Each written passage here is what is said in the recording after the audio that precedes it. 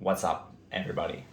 I will make a video about Darjeeling tea today for Para. I'm importing a lot of Darjeeling this year, and I thought it's probably important to raise the general knowledge because I thought I knew at least enough, but this year I had learned stuff that is just so mind-blowingly new that I never thought about before, but plays a tremendous role in it all. Okay, well, first of all, I would say that I have 3 teas coming already. We'll cover those again at the end, but still probably 20 something more samples to go before I'm done with samples from India, at least this year. Then we have to think about China and Japan. So samples have been great. I've had a chance to meet a couple people who are very helpful in helping me understand and try and learn new things. So, to shout out to them quickly, one of them is the source of basically 3 of the teas that I'm bringing in.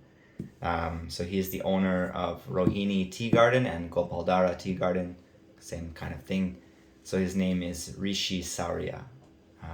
He has taught me so much recently.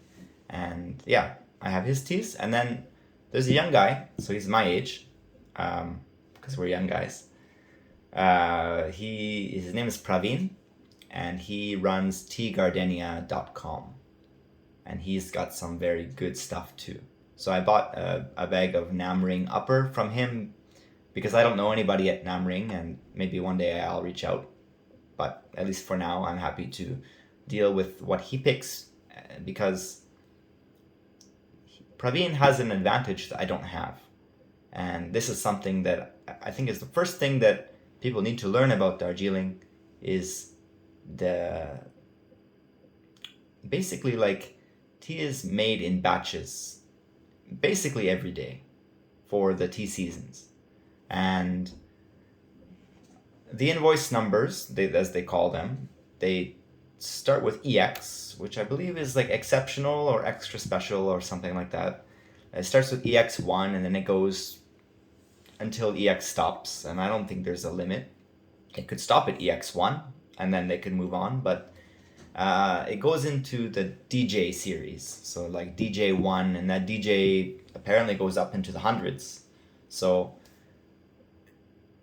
anyway, the point of that all is when I try tea in Calgary, I am asking a farmer, for example, like Rishi, to send me, a bunch of stuff that I can try.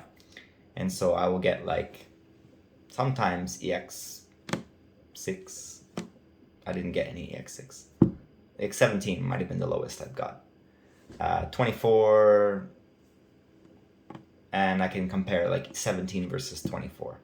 And so that's a crazy big difference most of the time. Even to go in like the DJ series from like, I don't know, like DJ3 to DJ13, where there's like a 10-day window, the tea is completely different tasting.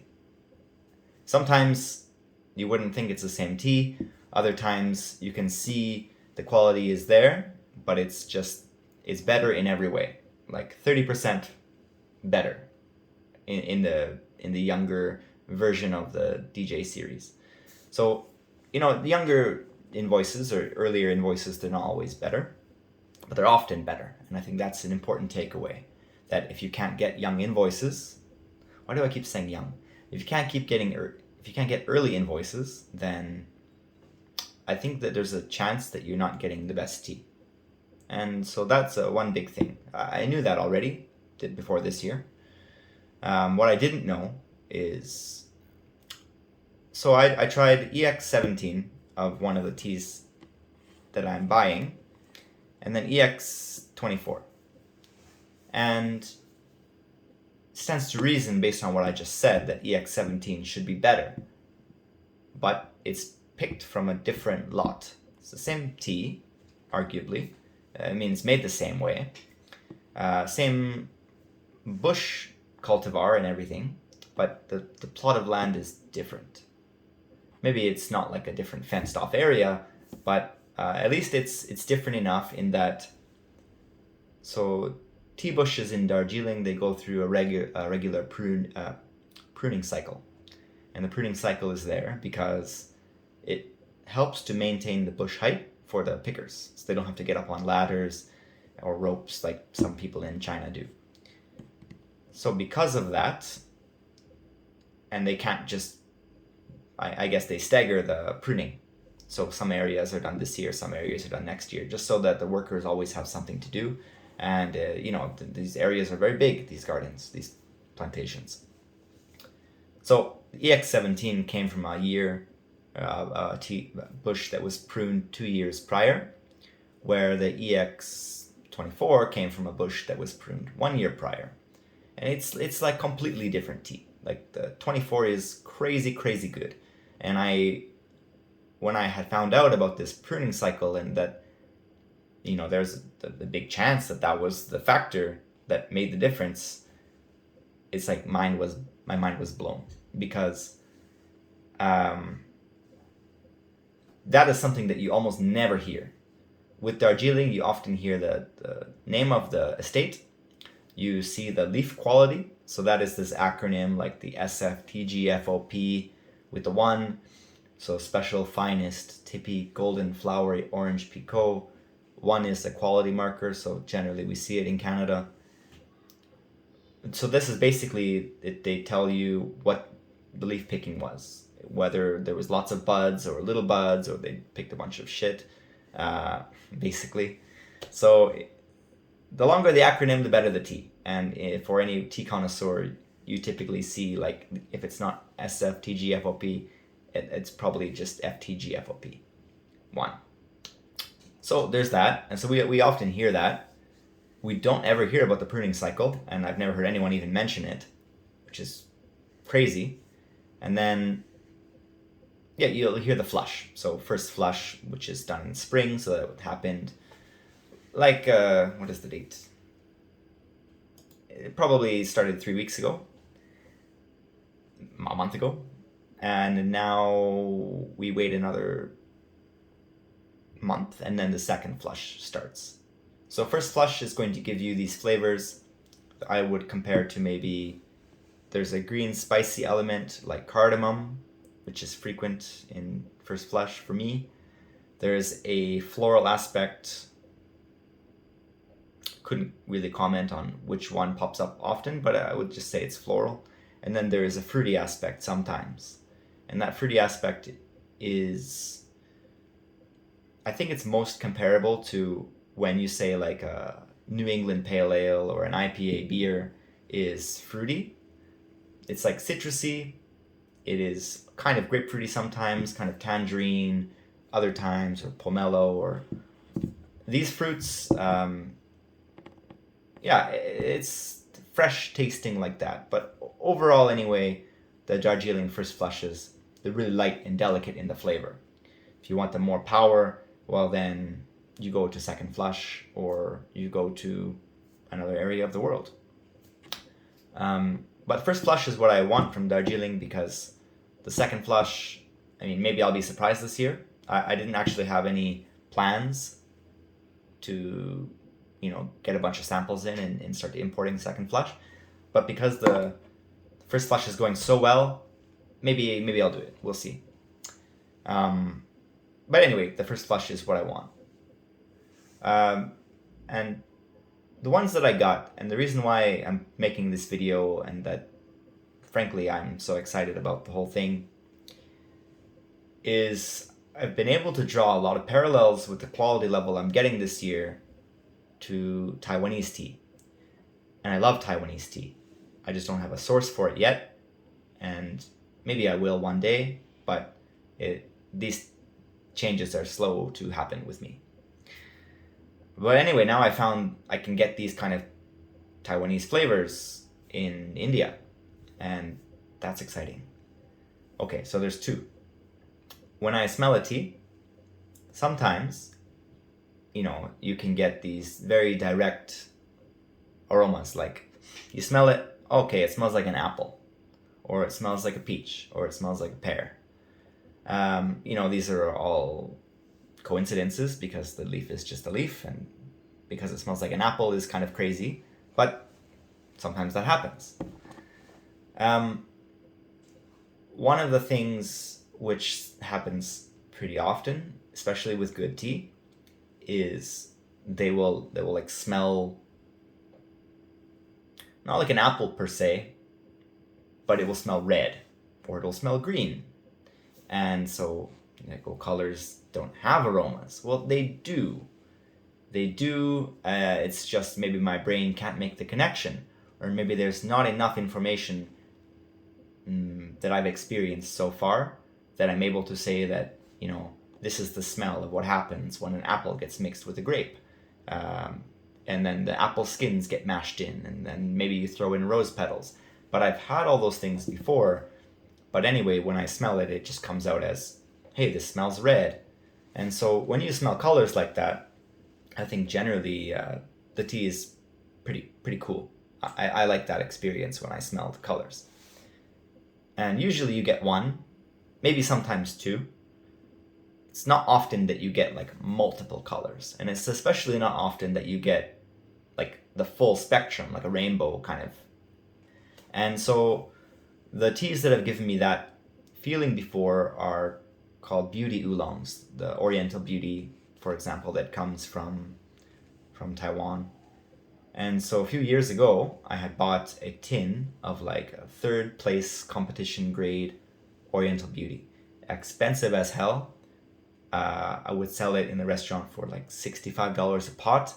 And I have, even still this day, I have the list of everyone who drank that tea. It was a tea that, for me, this was one of the ones that smelled like the full rainbow.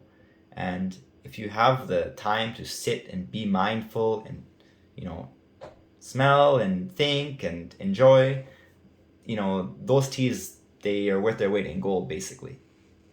So, okay, I love Oriental beauty. I love it to death. And I wish I could always drink it. And now maybe I have that opportunity because I found a tea from India two actually, that can give me this full color spectrum of flavor. And so one of the things which is interesting about, you know, smelling red or smelling pink or whatever, is that of course it's not the only thing that you smell. Just to go back to what I was saying, if there was an apple aroma, okay, it's like you take a red lens and you put it in front of the apple. So it smells like apple, but now it smells like, something's red about this apple. Okay, but once it cools down a little bit more, maybe that red note becomes, I don't know, pink, or maybe that red note becomes orange. And so now it smells orange, and, you know, your mind, it has a lot of fun trying to figure these things out. At least mine does. Okay, so there's this rainbow aspect, which is like a lens, but then there's another thing. And I found that this happens, or in my past experience, it's happened only really from Chinese white tea and Taiwanese oolong tea. And it was one of the things which, I guess, how I try to understand it is, if I think what both of those teas have in common, it's the amount of young buds in the tea mix.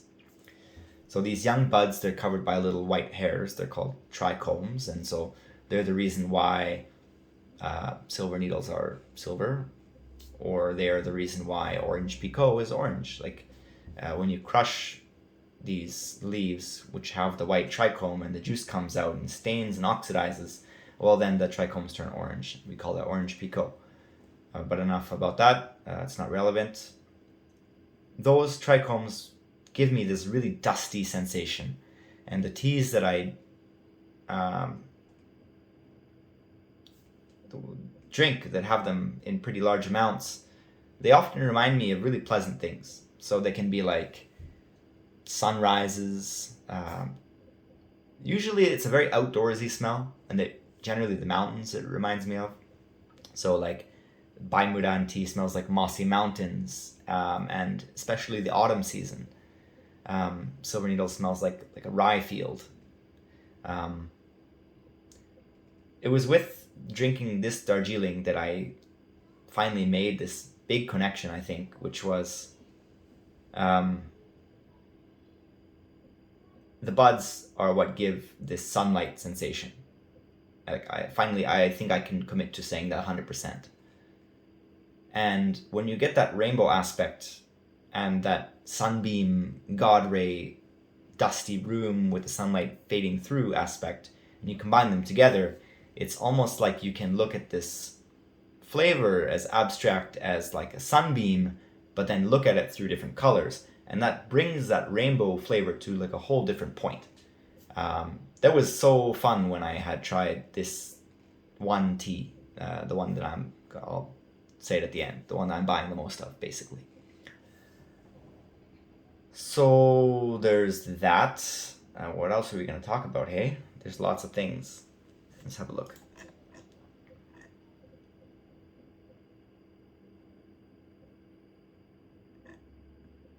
Okay, I guess maybe that was most of it. There's the flushes are important, the leaf grading, there's the pruning factor is important. Let's just get to it then. So I have 3 teas coming, and still, I've recorded this video twice, and I'm not sure if I said this already in this one, so I'm going to omit it. Okay, 3 teas are coming. One of them I have about 1 kilogram, another one I have 500 grams, another one I have only 200 grams. And that's pretty small amounts for having a shop. So the one in 200 grams is a green tea. It is called Emerald Ruby, and this is, I believe it's EX17. Then there is EX24. This is called Moonlight Ruby, and this is like a classic first flush Darjeeling. This is the one with the rainbow aspect. And then there is a hand-rolled Spring Beauty, it's called. It's a oolong tea. Because the name Beauty, I assumed that it had the same characteristics as Oriental Beauty. And it has a lot of them, but those flavors don't come out through the bug damage or the insect damage. So it's perplexing, doesn't make sense, but I love the tea. Okay, I didn't say it yet. So the naming scheme of these teas can be kind of frustrating. And it's kind of frustrating because there's no rules, and I like rules. Let's say Emerald Ruby is the name of the green tea. Okay, Emerald is green, Ruby is red. What is it? What kind of tea is this? I had no idea when I opened the bag and I tried it. I'm like, oh, this was a green tea. Interesting. And it was good, of course. Emerald is referred to teas that are green teas. Moonlight is referred to teas that are lightly oxidized. I bet you think that Ruby means red tea, but it does not. Ruby means top quality, like the best of the best. And then after Ruby maybe comes Diamond, and then after Diamond is Gold and Silver. Maybe they use bronze, maybe they don't. I have never seen it. So you're gonna see like Moonlight Ruby, Emerald Ruby, etc., whatever Ruby, something Red Thunder Gold, Red Thunder, presumably Diamond, although I've never seen that. Anyway, Gopal Dara's naming scheme is unique to them. No one else has to follow it. There's no rules about that kind of thing. So marketing can be tricky, and kind of hard to understand sometimes, but it is what it is. He knows that it's tricky, and he knows that people have issues with it. Rishi's about 50 now. So he started in the year 2000 as the manager for these Rohini and Gopal Dara. So I guess he started when he was 30, so he must have been working with it probably since he was at least a young man. So he's got probably 35 years of experience in tea, and it's fun to talk with him a lot because of the insider information that he can give me. And we'll see. I guess that's it, guys. Thanks for watching this. I won't edit it, so I guess you'll have to deal with it. Okay, bye.